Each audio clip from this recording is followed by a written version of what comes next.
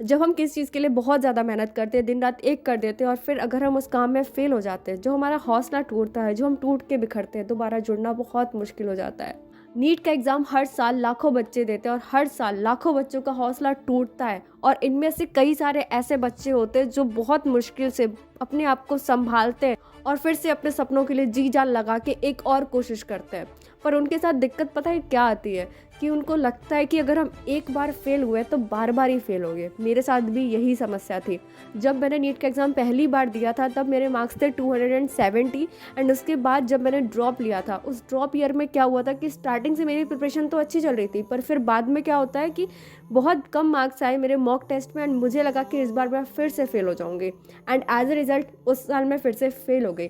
Then मैंने अगले साल फिर से अटैम्प्ट दिया एंड उस साल भी मैं फेल हो गई, क्योंकि वो जो नीट का डर था वो मेरे दिमाग में बैठा था और हर बार अनकॉन्शियसली मेरा दिमाग यही सोचता था कि फेल ही होना है। बहुत मेहनत करने के बाद भी मैं उस नेगेटिविटी से बाहर नहीं निकल पा रही थी।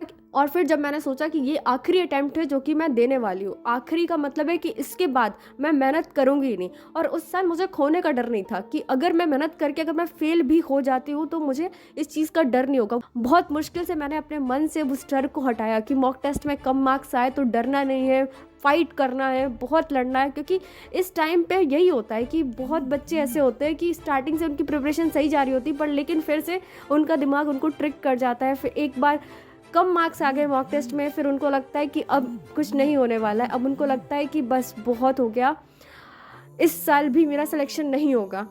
तो वो मेरे साथ भी हो रहा था। पर फिर मैंने डिसाइड किया कि अब हमारे पास ऐसा सच खोने को तो कुछ है नहीं, ठीक है, क्या होगा, ज़्यादा से ज़्यादा हम फेल हो जाएंगे, जो कि हर साल ही होते हैं, ठीक है। पर फिर मैंने सोचा कि अगर फेल होना ही है तो पूरी मेहनत करके फेल होंगे ना, ऐसे तो फेल नहीं होंगे।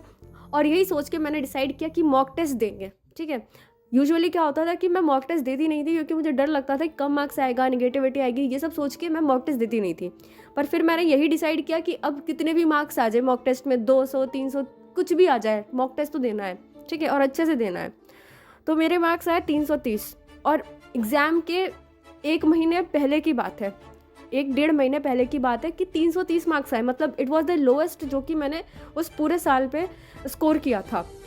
एंड उस पॉइंट पे मुझे लगा कि इस साल तो अब नहीं हो पाएगा। पर फिर मैंने डिसाइड किया कि हर बार की तरह मुझे गिव अप नहीं करना है, मुझे लड़ना है, मैं फाइट करूँगी, ठीक है। अगर हारेंगे भी तो अपनी पूरी कोशिश करके हारेंगे।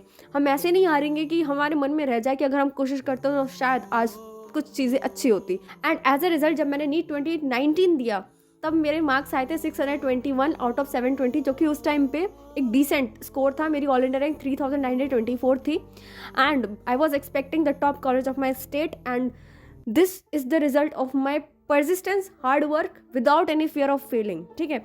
ये जो हारने का डर होता है ना, यही स्टूडेंट को कमज़ोर बना देता है। जब तुम्हारे अंदर से वो हारने का डर निकल जाएगा ना, तुम सारे मॉक टेस्ट को बहुत अच्छे से फेस करोगे, तुम सीखोगे, आगे बढ़ोगे, गलतियों से सीखोगे। गलती करने का डर ही है ना जो तुम्हें आगे बढ़ने नहीं देगा।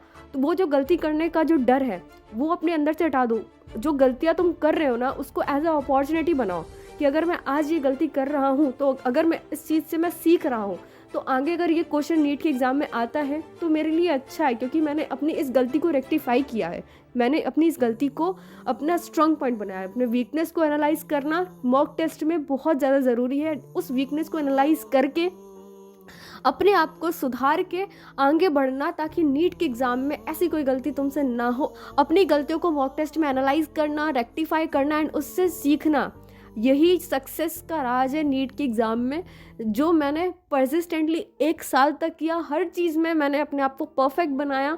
आई वॉज ज़ीरो जब मैंने नीट की प्रिपरेशन स्टार्ट करी थी, एकदम ज़ीरो थी, एकदम ज़ीरो। मे बी जो बच्चे ये वीडियो देख रहे हैं मुझसे कई ज़्यादा ऊपर पोजीशन पे हो गए जब मैंने नीट की प्रिपरेशन स्टार्ट करी थी एंड उनको भी ऐसा लग रहा होगा कि it is nearly impossible to score good in NEET, क्योंकि तुमने कभी किया नहीं है ना, ठीक है। एक बार जब तुम अच्छा स्कोर कर लोगे, जैसे आज के टाइम पे जब मैंने नीट के एग्जाम में 621 स्कोर किया, और मैं आज पता है क्या सोचती हूँ कि अगर मैंने थोड़ी और मेहनत की होती तो मैं 670 680 या 720 मार्क्स भी आ सकते थे, ठीक है। अगर तुम कोई एक चीज़ को एक बार अचीव कर लो ना तो वो टारगेट अचीव करना तुम्हारे लिए बहुत ज़्यादा ईजी हो जाता है।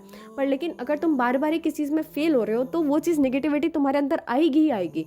तुम्हें बस उस नेगेटिविटी से फाइट करना है और गिव अप नहीं करना है। तो इस पॉइंट पे तुम गिव अप मत करना, ठीक है। गिव अप नहीं करना इज़ दी वॉट तुम्हें अभी के टाइम पे सबसे ज़्यादा ज़रूरी है, क्योंकि अभी के टाइम पे मॉक टेस्ट स्टार्ट होते हैं एंड मॉक टेस्ट में फुल सिलेबस टेस्ट होता है एंड उसमें कम मार्क्स आना इस काफ़ी ज़्यादा कॉमन है, नॉर्मल है। मेरे साथ भी हुआ था एंड ऐसा कोई बच्चा नहीं है जिसने नीट का पेपर दिया, चाहे वो टॉपर ही क्यों ना हो, जिसके मार्क्स कभी कम नहीं आए हो। 500 मार्क्स अगर किसी टॉपर के भी आ रहे हैं तो उस केस में टॉपर भी डिमोटिवेट हो जाता है एंड कोई भी मेहनत कभी भी खाली नहीं जाती। Surely you will get the success, कभी ना कभी तुम ज़रूर जीतोगे। So this is all about this video. All the best.